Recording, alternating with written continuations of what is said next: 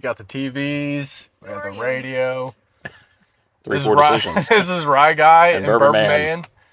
At Pensive Distilling. Here with Threepourdecisions. This is our first distillery tour. We're at Pensive Distilling in Newport, Kentucky. We're going to be able to go in behind the scenes, private tour, and hopefully show you all everything that you normally wouldn't see during a normal tour here at Pensive. We're going to do a bunch of tastings. We're going to take some bottles home with us as well. This place definitely has some history regarding the Prohibition era. Even George Remus played a huge part of this during the bootleggers era. They have some interesting bottles. They have an Indigo Gin. They have a cast strength offering in 1944. And they also have a single barrel 100 proof. So look forward to show you guys what's inside. Yep. And then upstairs, there's a speakeasy, right? There's supposed to be a speakeasy upstairs. Yep, playing records, very cozy atmosphere. Supposedly you got, knock and you got to have the password to be able to access this speakeasy lounge or area. So hopefully we get to take you all behind the scenes for all of that as well. What would be exciting is if they're in the middle of actually distilling out some product and maybe even get the sample straight from the barrel. That would be amazing.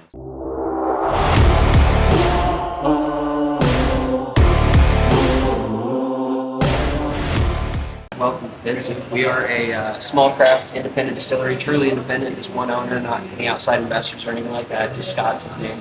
He's the founder, still the owner. And we're going to talk about a few different things today. So we're going to talk about distilling, obviously, a little bit about history, and then we're going to try some products at the very end. Excellent. We're going to get started right in here.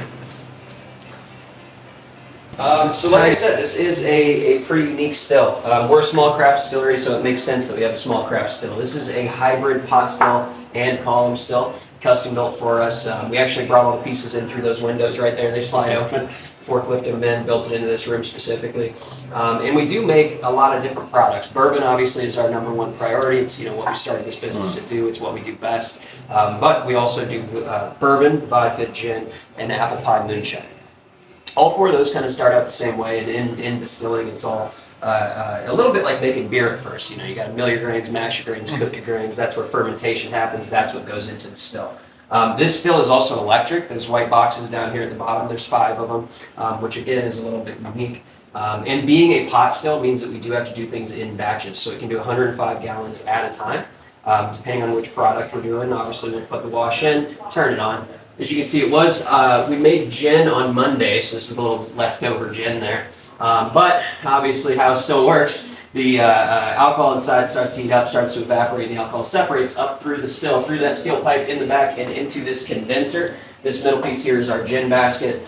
So when we are running gin, obviously pop a gin bag in there, let it infuse. And our gin is actually infused 3 times. So once in the pot, once here, and then once out back, which we'll get to see. Because there should still be some in that tank out there, I believe.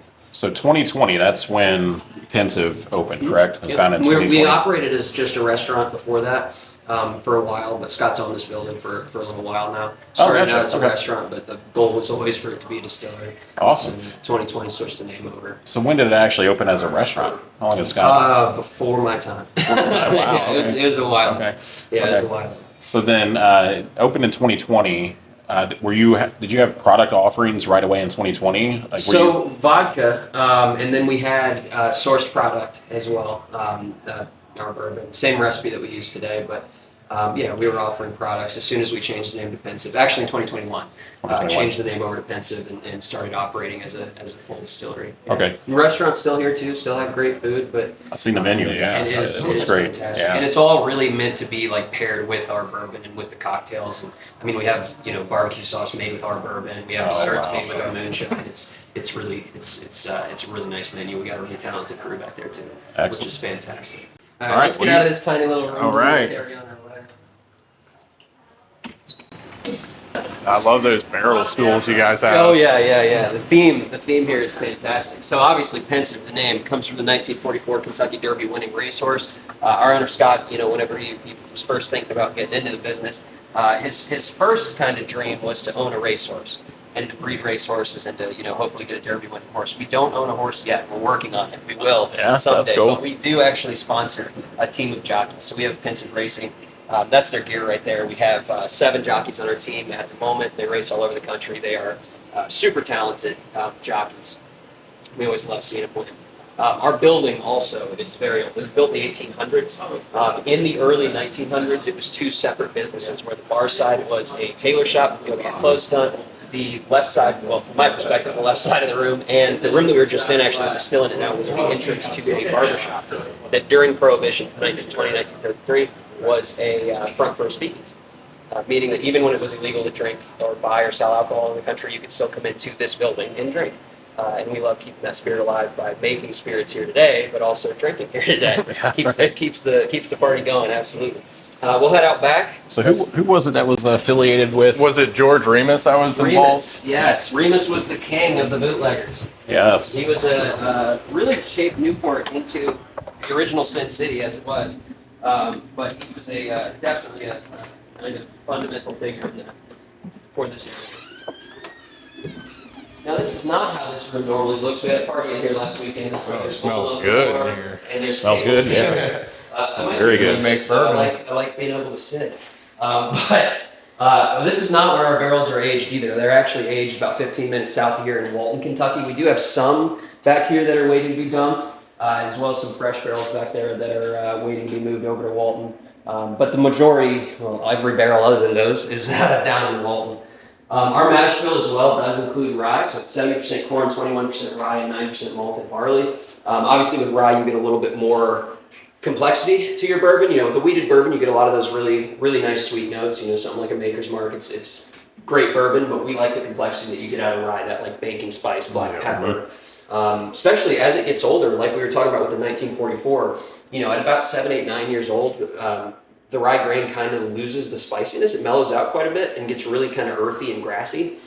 So it gets just a unique flavor as it ages, and that's why we stick with that mash bill.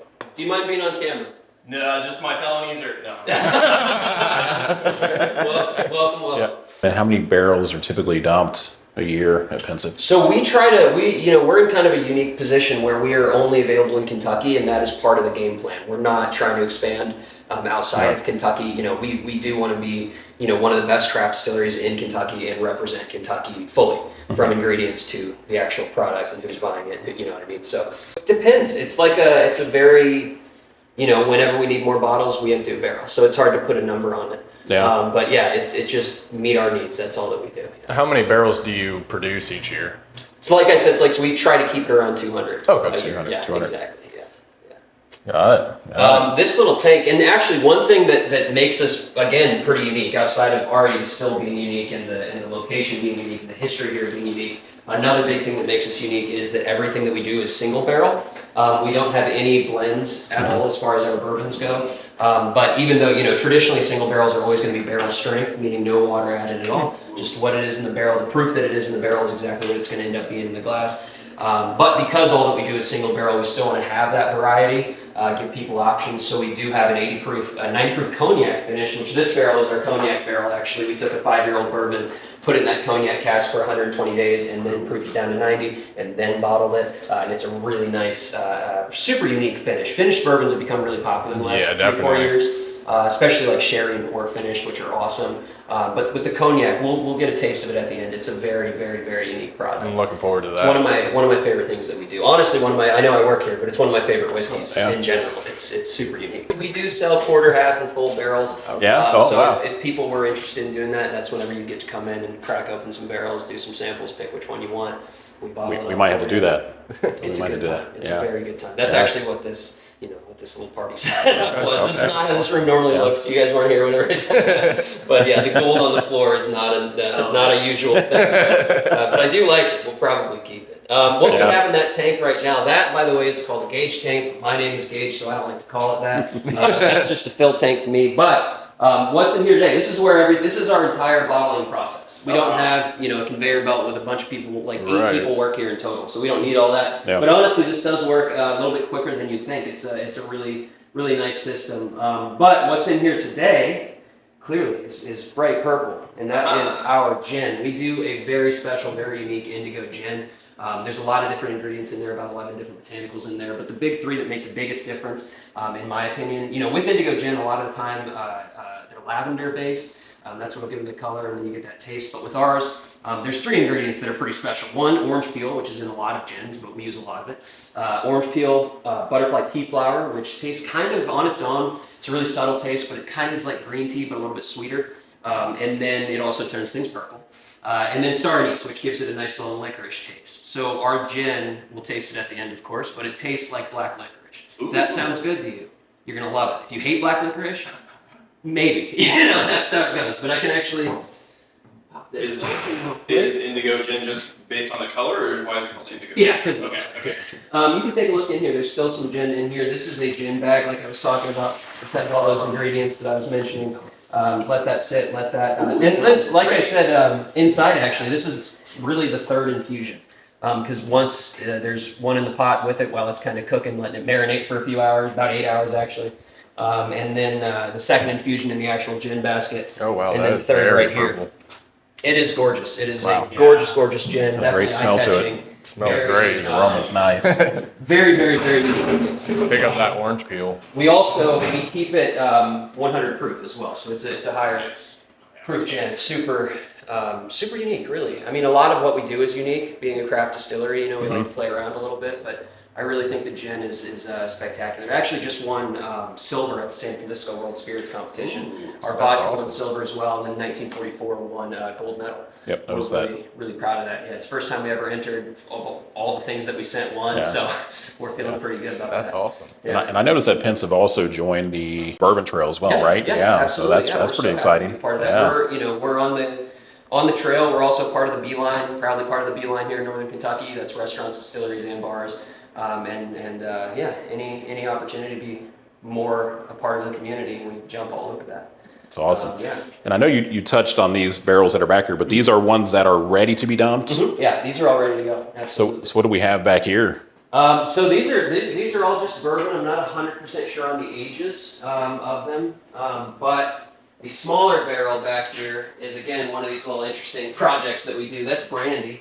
It'll be ready. Oh, wow. About 8 months, we'll have that ready to go. And then the rest of these are actually 35 gallon, but they're all bourbon, and they're all going to be moved down to Walton Okay. soon, very soon.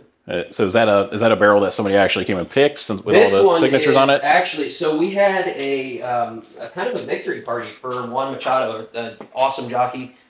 He had his victory party here after a big win, and all the jockeys signed that barrel for That us. is cool. That's a very special barrel. We're gonna crack that open in about 4 years. Let him enjoy it. He placed 4th in the Derby this year, so he's really he's doing great. He's not a part of our racing team, but we'd love him to be a part of our racing team. Yeah, we're friends with him, but not sponsored yet. Fingers crossed. The finish when So you say Zach Cooperage. Zach Cooperage? Yeah, I think that's I what have heard of him. He's coming out, Zach Cooperage. Wow, these barrels are beautiful. Yeah, this one looks like it has some age. Wow. And it's That's full.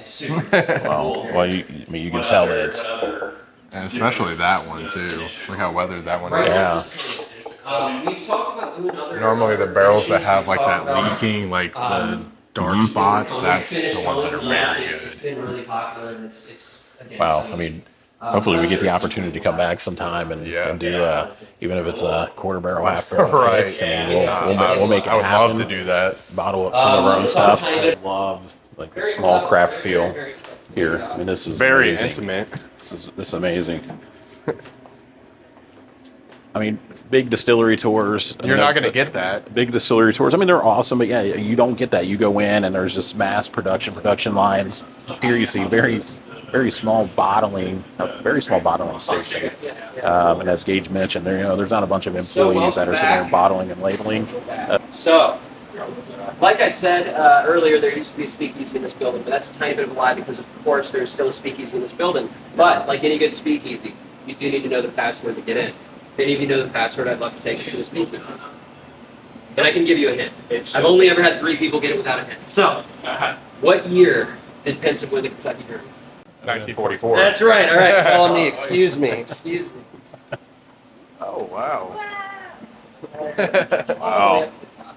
Did All the way not to the expect top. that. We love surprises. Absolutely. All right, Tanner, to the top.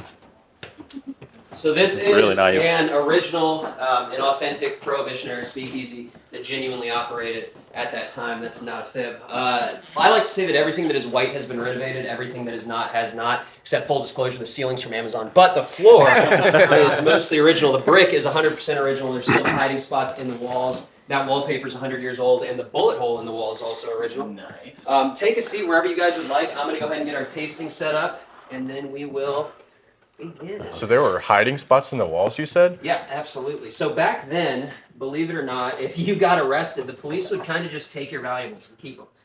So if you ever had a speakeasy and the place got raided, you would want to leave your stuff there. You'd hide it in the walls, poker chips, whatever, cash, jewelry, whatever you had, and then you'd go to jail. And then a couple days later, you'd come back and get your valuables. I mean, this is something you have to experience firsthand in order to explain it to someone else. I feel like I just hopped in a teleporter and came back in the day. Like I said outside, probably my favorite. It is the cognac finish. Super unique because a lot of the time with finished bourbon, especially, sherry port finished, you get a lot of that like traditional bourbon taste with like a sweet blanket over the top. It kind of rounds everything off real nice. With the cognac finish though, it's pretty unique because you don't really get a mixture. They're just both there. So the nose is 100% cognac. Whenever you take a sip, it's bourbon for 3-4 seconds, and then it's like a light switch goes off and it's right back to being cognac. Super different, super unique, and again, one of my favorites. That's why I put it on the end. But we're not starting at the end, we're starting at the beginning. So go ahead and pick up that glass on your far left. That is 4 years old and 80 proof. And first bring it up to your nose. Whenever I nose, sometimes people go all the way in. I think you get too much alcohol that way. It makes it too hard to find those notes that you're looking for. So what I like to do is go kind of side to side about lip level. Helps leave your mouth open just a little bit as well. Just take some nice breaths in. What are you guys getting on the nose for that first one? Some apple. A little bit of apple, yeah, nice. Good nose. There are no wrong answers, by the way. Some sweet corn, maybe even a little bit of licorice. Yeah. Oh, interesting. Licorice, okay. Good nose. See, it's completely subjective. There are no wrong answers. If you said Pop Rocks, I'd be concerned. There's no wrong answers. All right. Now, obviously nosing is important, but what's more important is actually tasting it. So for your first sip of any flight you ever do, take a small sip first, move it around your mouth, get your palate nice and warmed up, get acclimated to that alcohol, and then swallow.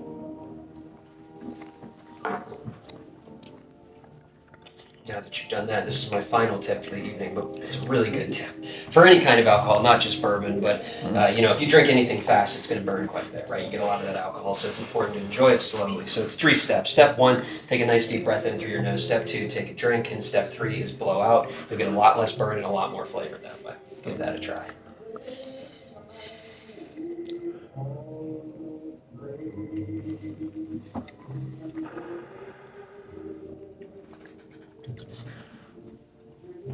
What are you guys getting on the palate for that one? That's a decent bit of complexity for it being only 80 proof. I know, at a lower proof, and that's why we offer it at that proof. Is it's meant to be like almost an introductory bourbon for people. People who are, a lot of the time, people who are not that into bourbon or who are just getting into it will kind of lean towards lower proof stuff.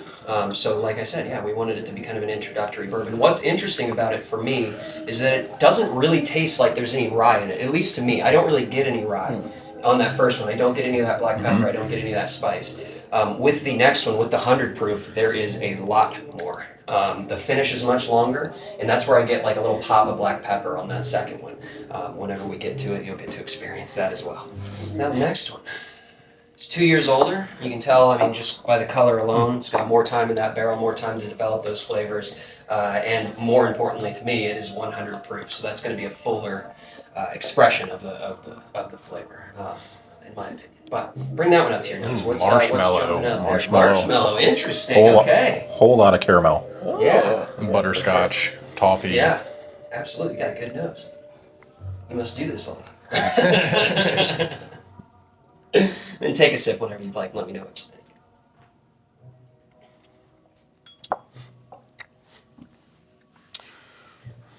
Yeah, that cherry's still there. Much thicker mouthfeel. Oh yeah, yeah.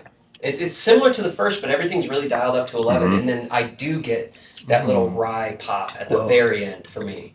Yeah, it feels much more viscous. Yeah, it's totally different mouthfeel. Reminds me of Rice Krispie treats. Very interesting. All right.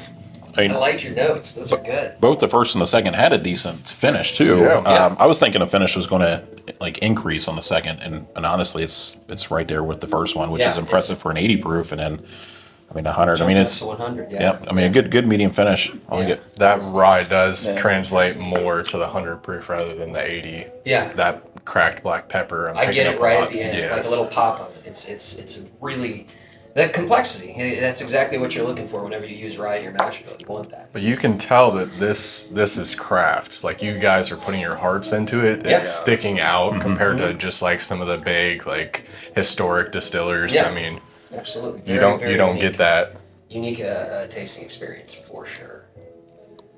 Speaking of unique, this last one is. I'm extremely excited for unique. this one. Not necessarily the last one, but the third one because we do have some bonus options at the end. Sorry for spoiling it, but this last one, like I said, the nose to me is 100% cognac. I think if I were doing a blind test, I don't know that I'd be able to pick this one out as bourbon.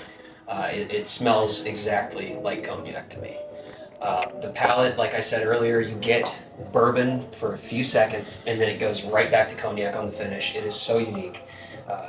Very, very different, even compared to other finished bourbons.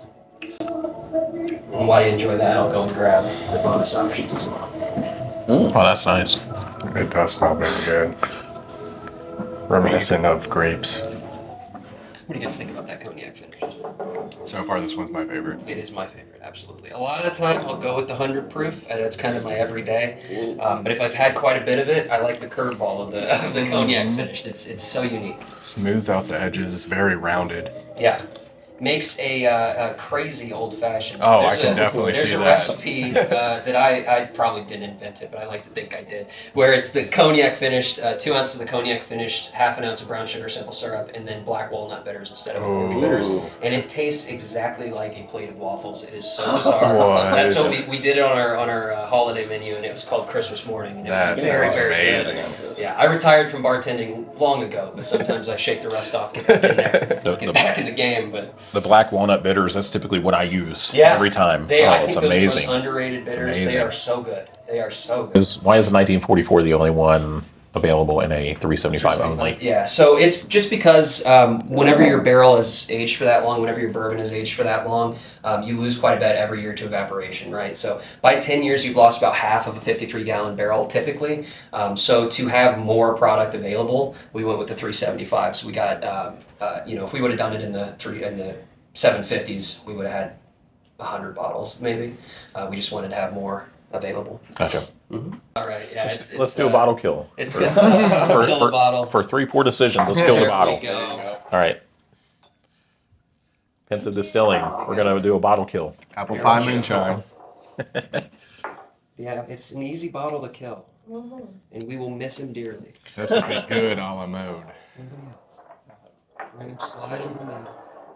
So do you guys use real apples, no natural flavoring? All real. I can flavors, tell. Yes. It's real apples, real cinnamon, and there is the dead bottle. R.I.P. Yeah, I can't stand the like chemical additives or anything like that. No, you can taste it. It's Yeah. like, yeah, we are like game planning some other flavors, but it is hard. Whenever Right. if you're only using natural ingredients, like one that we were kicking around was blue raspberry. Turns out that's not a really. Right, it's not a real fruit. It's not a real thing. Can we sign this as 3 pour decisions and leave it behind as a bottle kill? Yeah, that'd be Okay. awesome. I'd We'll do love it. that. It'd be fantastic.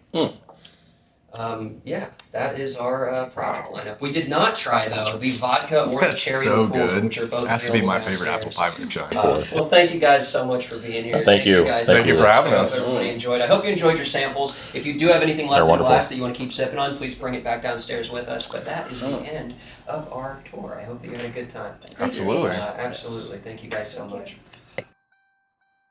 Thank you so much to Pensive for the hospitality and hosting us. Absolutely a great experience. Drinks were great. Food's great. And just remember, from 3 pour decisions, there's no bad decisions. Just 3 poor decisions. Peace.